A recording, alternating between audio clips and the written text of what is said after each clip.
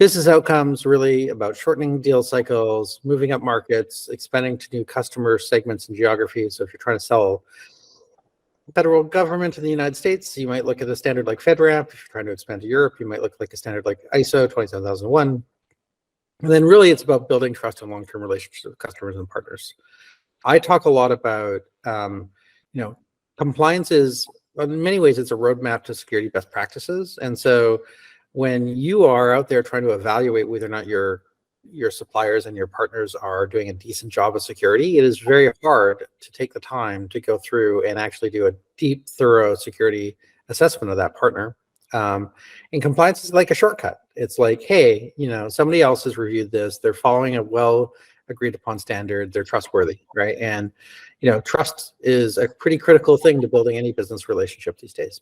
And so from business outcomes, it's really about that. It's about, tightening up your deal cycles, moving up market, tackling larger customers, tackling other geographies. And, it's that shortcut to trust.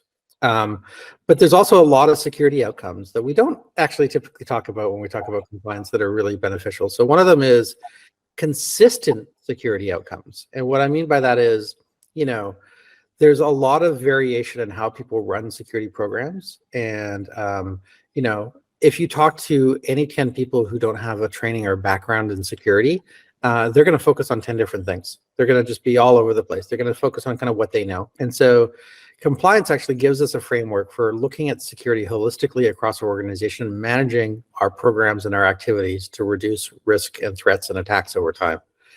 And so it's a really powerful tool to drive consistency and predictability in security outcomes, aligning with kind of a set of industry norms.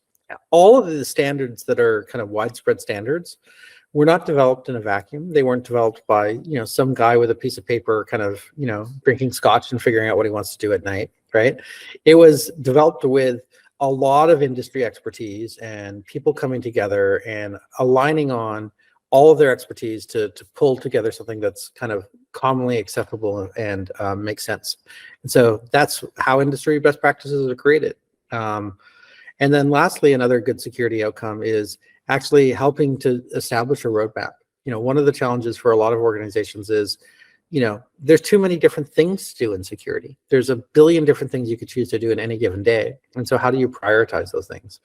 And aligning to a compliance standard actually allows you to build a roadmap, which can help you establish and improve your posture over time in a way that's not just kind of random, but actually has a purpose in mind.